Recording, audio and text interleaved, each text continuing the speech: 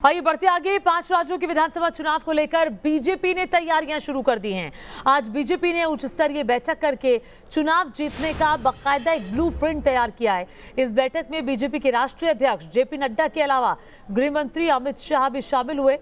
बैठक करीब 2.5 घंटे के आसपास तक चली, जिसमें 5 राज्य जहां चुनाव होने वाले हैं अगले साल, उसकी तैयारियों पर मंथन हुआ। बैठक में 10 से ज्यादा केंद्रीय मंत्री भी मौजूद रहे, महासचिव मौजूद रहे, प्रभारी मौजूद रहे। और देखिए किस तरह से महामंथन हुआ आज बीजेपी में राष्ट्रीय अध्यक्ष जेपी नड्डा की अध्यक्षता में। बीजेपी की इस मीटिंग में क्या निकला, देखिए न्यूज नेशन संवाददाता विकास चंद्रा की एक रिपोर्ट।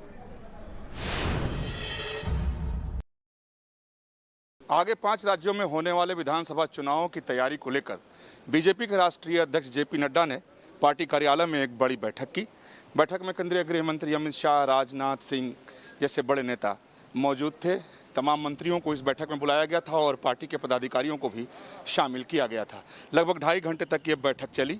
इस बैठक का एक ही मकसद था कि आगे विधानसभा चुनाव हो जिन राज्यों में होने हैं, उन राज्यों की तैयारी कैसी होनी चाहिए, उन राज्यों को अलग अलग मंत्रालय क्या तोहफा दे सकते हैं, ताकि लोगों में एक संदेश जाए कि केंद्र की सरकार विकास के कार्य को कर रही है और विकास की गाड़ी को बहुत तेज गति से दौड़ा रही है।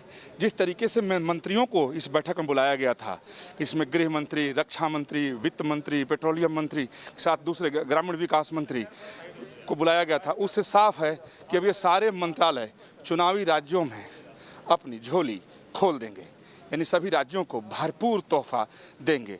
कौन सा मंत्रालय कौन सा तोहफा देगा, इस मसले पर बहुत देर तक चर्चा इस बैठक में हुई। वीडियो जर्नलिस्ट मुकेश के साथ विकास चंद्र, न्यूज नेशन, दिल्ली।